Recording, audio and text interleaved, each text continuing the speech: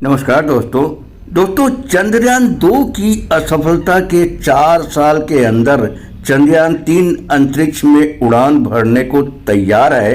14 जुलाई को चंद्रयान 3 की लॉन्चिंग होगी। इसरो के वैज्ञानिकों ने चंद्रमा की सतह पर अपना यान यानी चंद्रयान 3 को उतारने के लिए जी जान लगा दी है। जब चंद्रयान 2 का उसके सफ़र के आखिरी पड़ाव में इसरो के सेंटर से संपर्क टूट गया था तो वैज्ञानिक ही नहीं पूरे देश में भारी निराशा का माहौल छा गया था।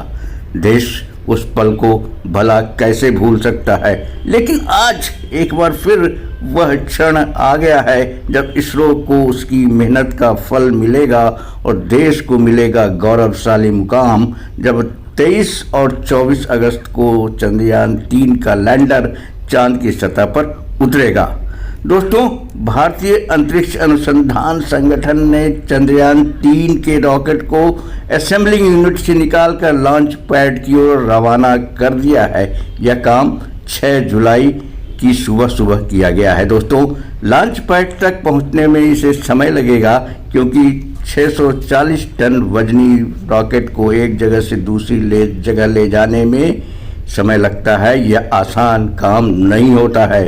चंद्रयान 3 की लॉन्चिंग श्रीहरिकोटा के सतीश धवन स्पेस सेंटर से संभवतः 14 जुलाई की दोपहर 2:30 बजे से लेकर 3:30 बजे के बीच होगी। लॉन्चिंग के बाद लॉन्च व्हीकल मार्क 3 रॉकेट के जरिए सैटेलाइट को 100 से 160 किलोमीटर की लोअर अर्थ ऑर्बिट में छोड़ा जाएगा। इसके बाद चंद्रयान 3 का प्रोपल्सन मॉड्यूल उसे लेकर धरती के चारों ओर अलग अलग समय पर 5 चक्कर लगाएगा। 5 चक्कर पूरा करने के बाद चंद्रयान 3 सोलर ऑर्बिट में पहुंच जाएगा। यह प्रक्रिया ऐसी ही होगी दोस्तों, जैसे आप किसी शहर से निकलते हैं तो गलियों में घूमते हैं, वैसे ही चंद्रयान धरती की कक्षा में घूमेगा। इसके बाद चंद्रयान सोलर ऑर्बिट में पहुंचेगा, यानी कि हाईवे या एक्सप्रेसवे।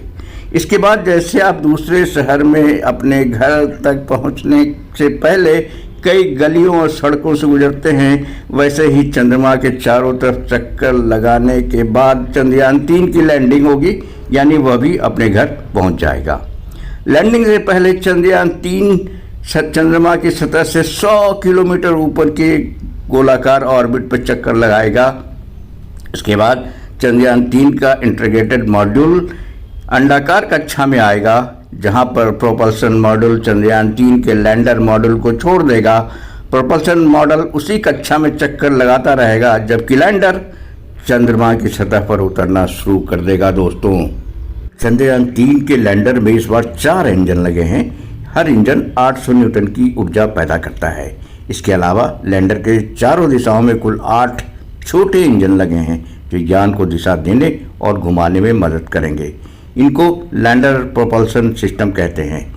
इनकी मदद से ही लैंडर चांद की सतह पर 2 मीटर प्रति सेकंड की गति से नीचे उतरेगा, लेकिन यह सतह पर उतरते समय आधा मीटर प्रति सेकंड की गति से होवर करेगा, यानी जैसे जमीन के ऊपर हेलीकॉप्टर धीरे धीरे उतरता है वैसे ही उतरेगा। दोस्तों, चंद्रयान 3 के लैंडर में लैंडिंग की जगह नेविगेशन और कोऑर्डिनेट्स पहले से फीड हैं। सैकड़ों सेंसर्स लगे हैं जो लैंडिंग और अन्य कार्यों में मदद करेंगे।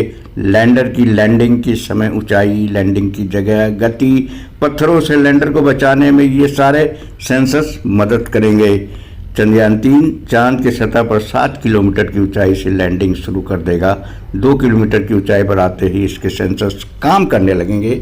सेंसर्स के अनुसार ही लैंडर अपनी दिशा, गति, लैंडिंग साइट का निर्धारण करेगा। दोस्तों, ऐसे होगी चंद्रयान 3 की चांद पर लैंडिंग।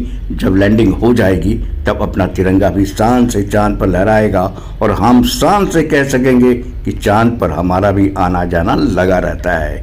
इस काम के लिए इसरो का एक लाइक तो बनता है। दोस्तों, कमेंट बॉक्स में कमेंट कर बताइएगा कि लाइक बनता है या नहीं। और यदि हमारे चैनल पर आपका भी आना हुआ है तो कृपया इसे अपना लीजिए, इसे सब्सक्राइब कर लीजिए, वीडियो को शेयर भी कीजिए ताकि देश का हर नागरिक इस गर्व के क्षण के बारे में जान ले। दोस्तों।